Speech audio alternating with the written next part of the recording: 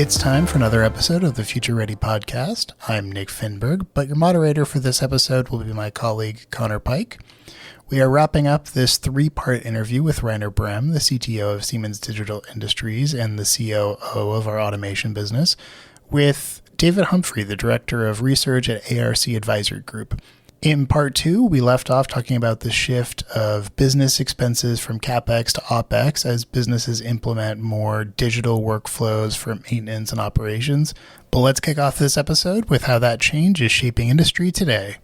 We see currently a big trend into centralized command centers, which basically is building on that. If you have a pop-up factory or different workloads, you control centrally. You don't need to be there on site anymore. So that command center thing comes up currently quite heavily in different industries like in water, wastewater, semiconductor, but also in data centers.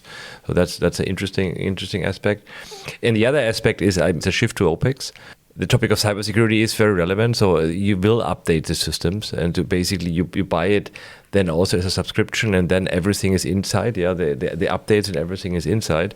But also reality is a big change at our customers as well, because still customers are not planning in this way. In the IT world, it's completely normal. If you go to the CIO, that's normal. You buy maybe software as a service, or you buy a subscription, so you have a quarterly or yearly fees, and that's normal. If you go in the OT world and say, hey, I want to have a quarterly or a yearly fee, they say, yeah, but I have an CapEx budget and my OpEx budget is low, and it's hard in my company to shift now from CapEx to OpEx because that's not planned. So how can we do it that we put it in the CapEx budget because I have that one? So I think also there's a learning now in the companies as you upgrade plans or build maybe new plans.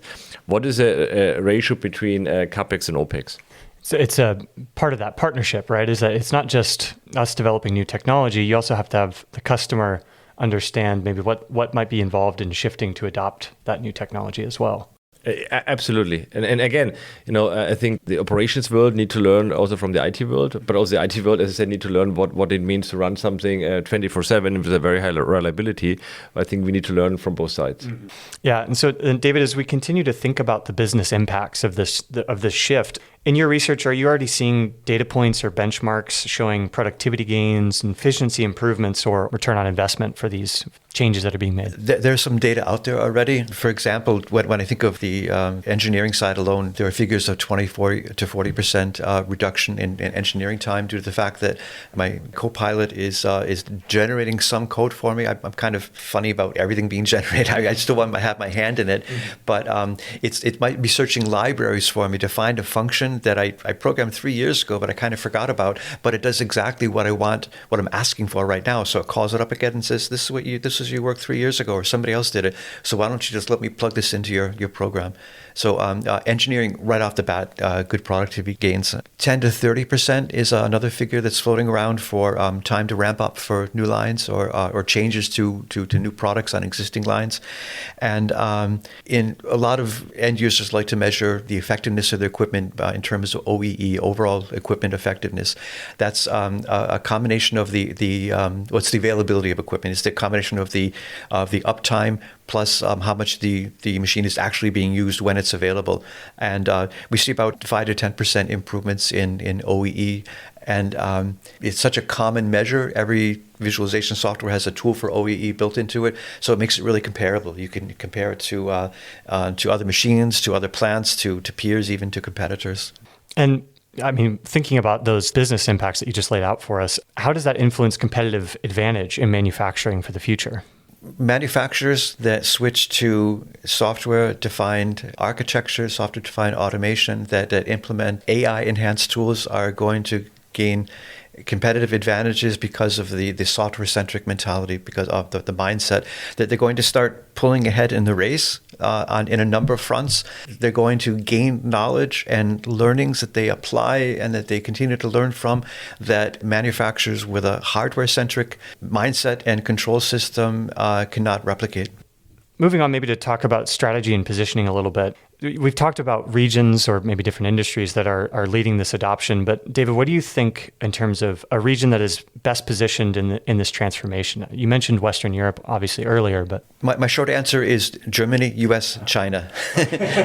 So Germany, because this is where things are invented. Europe in general is I'll call it the intellectual and architectural leader in SDA. Even if adoption later on becomes moderate rather than fast, like we might see in China and the U.S. The U.S., because of its strong relation to software and its greater flexibility in adapting new things, and then China as that landscape of greenfields. There are not as many greenfields in China as there used to be. I want to keep things down to earth here, but the Chinese are very, very efficient and very, very flexible in terms of their experimentation and the kick in the butt they get from the state. Do you think Siemens is particularly well suited to driving SDA? What benefits do you think customers can gain from partnering with Siemens as they undertake this adoption? All suppliers are going to go in this direction. All suppliers are working to some degree on their solution portfolios for SDA.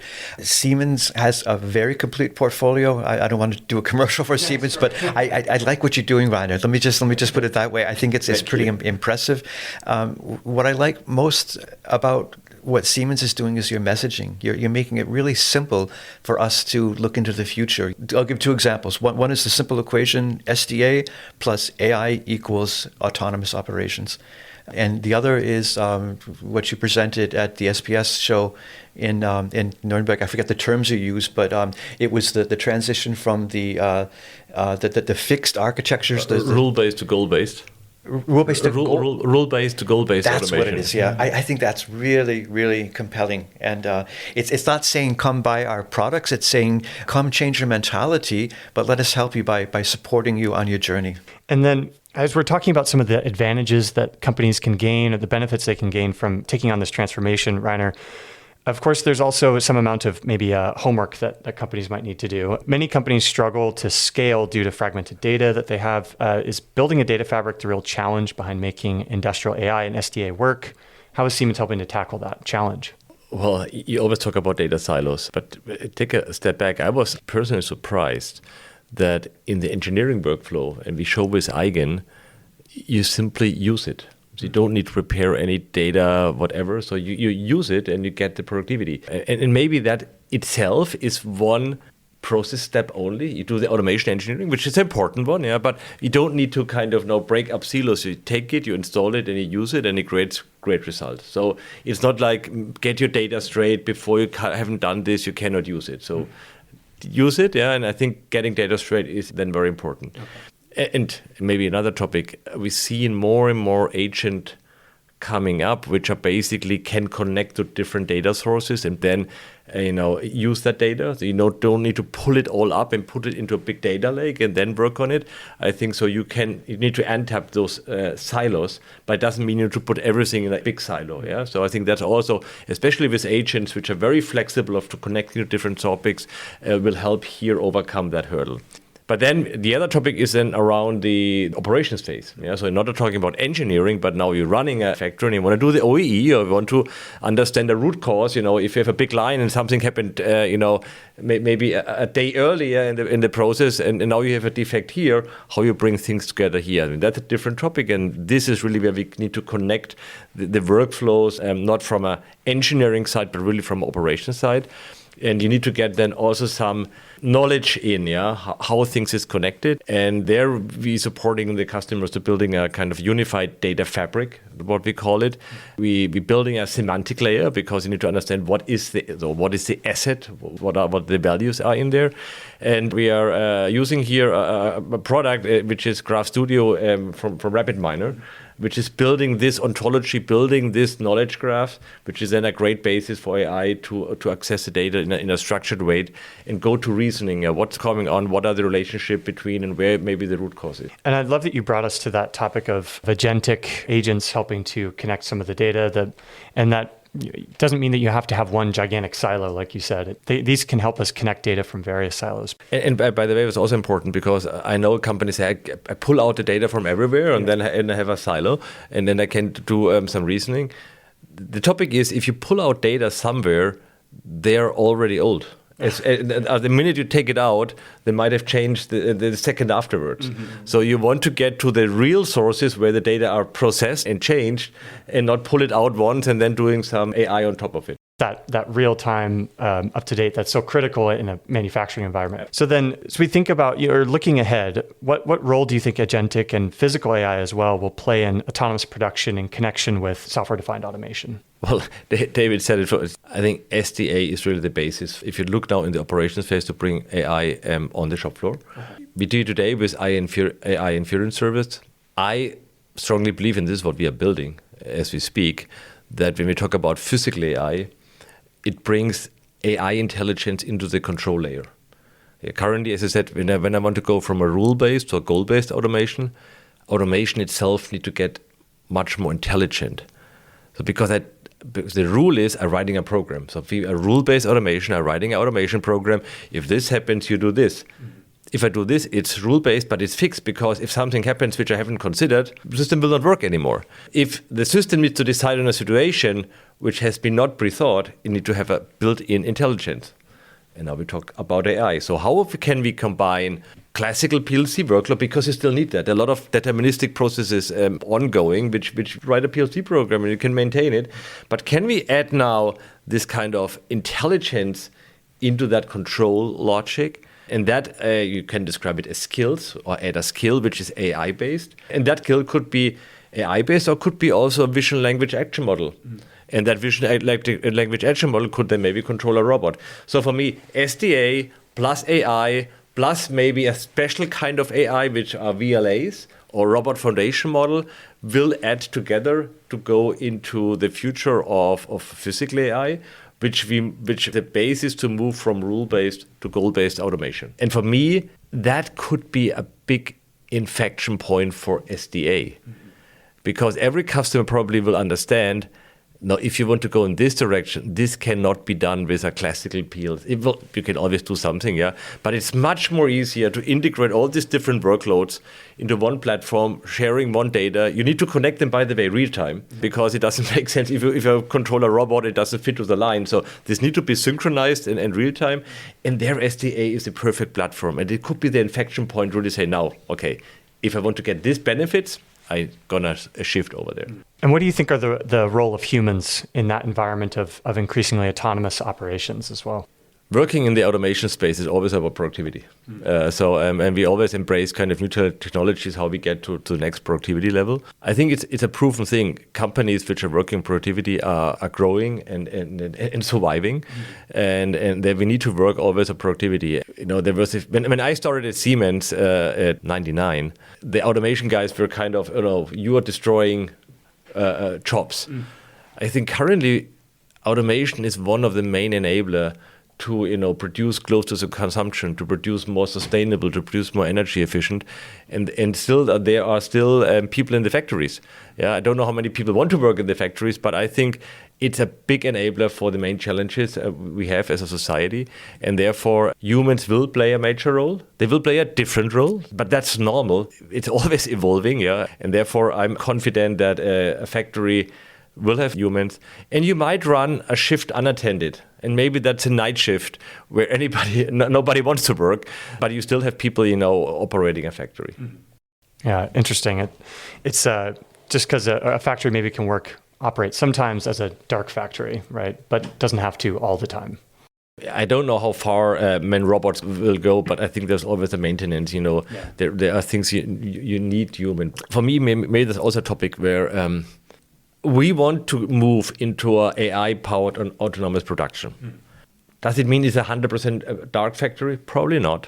I want to have a flexible factory, adaptive factory, which will act more and more autonomously. The good thing is every step we do there is creating a customer value. And that's what I say, it's different than autonomous driving. Because on autonomous driving, it's a step function. Either you can drive autonomous and you can take your hands off the steering wheel. You might have a steering wheel at all anymore, yeah. All steps in between where you have some assistant functions, yeah, with a cruise control, which is adapting. It's a comfortable feature, but it's not kind of the big thing. It's autonomous or not autonomous. In factory, I see it differently. because more and more we can automate, putting intelligence into the automation system, the more value we're creating. So it's more a kind of a linear function rather a step function like autonomous driving. So I believe physical AI in the industry is continuous delivering customer value compared maybe to a self-driving car. Yeah, fascinating. So and then David, from an analyst perspective, how do you think the SDA and industrial AI market are going to evolve over the next 5 to 10 years, maybe taking into account this linear progression model that Reiner's outlined for us? I would split it into 5 years and 5 years. I would say in the next 5 years, or the first 5 years, we're going to see selective deployment. We're going to see growing knowledge base. We're going to learn more and more about what this stuff can do. And we're going to see lots and lots of proofs of concept. That's what manufacturers really need. They need to see it work on a test bed for a long time. They need to see it, to test it in production in parallel with the existing system. And then after a long time, they can release it to general use in the factory. In the second half of that decade, so starting in about 5 years from now, I would say that whole architectures are going to consolidate around SDA. It's going to be. We have no revolutions in industry. We have evolutions only, but it's going to evolve into architectures that are software defined, that are IT-like. A favorite word of mine, saying that the IT OT convergence is going to come to an end. We're going to have perfect convergence.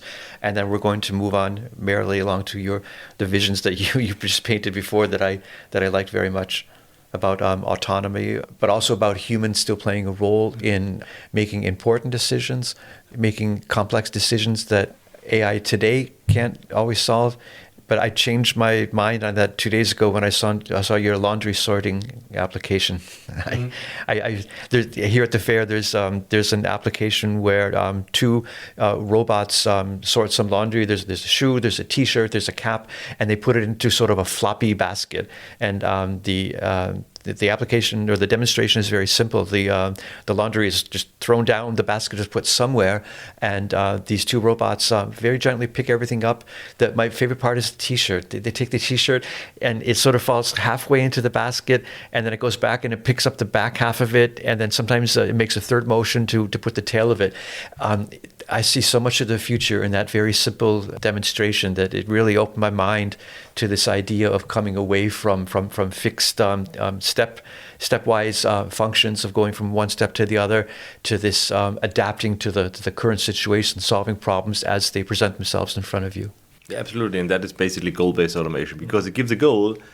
Put all this textile in the bag, or clean it up. Maybe somebody said, the goal is clean up, and then the automation system is cleaning it up, and that's exactly what we see by goal-based automation. And here we bring physical AI in the automation area in order to fulfill that task.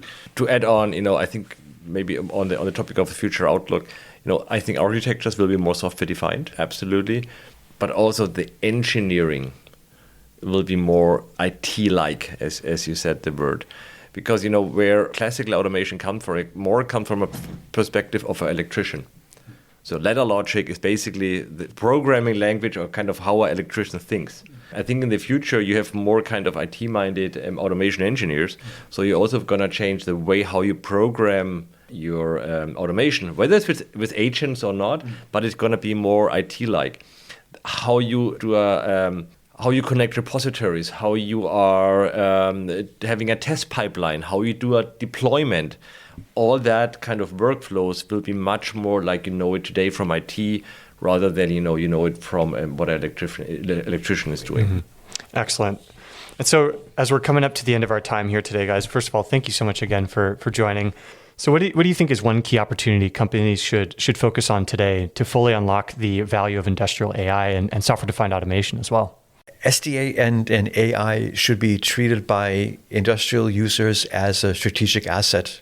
In other words, not just technology you can implement at any level that can be chosen by project managers to maybe improve a process. It should be considered enterprise-wide as a valuable tool, as a collection of the learnings that we've experienced over the course of our journey, from the very beginning stages where we looked at the technology, decided to do some tests, tests to the point where we decided to actually implement it, and to the point at the end of the journey where it's up and running and it's producing measurable positive outcomes to manufacturing. Maybe I start with a promotion. Use the Eigen engineering agent because it's there, it's run, it's proven, it delivers return of invest. So don't wait. Everybody has a tier portal, should look at that opportunity. Absolutely. And then again, start where you have the biggest return and the biggest pain point, and then building from there this new architecture. A big thanks to Rainer and David for making the time to have these discussions, and thanks, Connor, for making the trip to Hanover to record them. This has been such an interesting progression from early adopters of AI tools to scaling digital workflows across a business. If you missed them when they first came out, you might want to check out our other episodes on topics like AI, semiconductors, pharmaceuticals, or even our deep dives on automation and operations with Rainer Brehm and our other co-host, Mark Hinsbo. We hope to have you back again soon.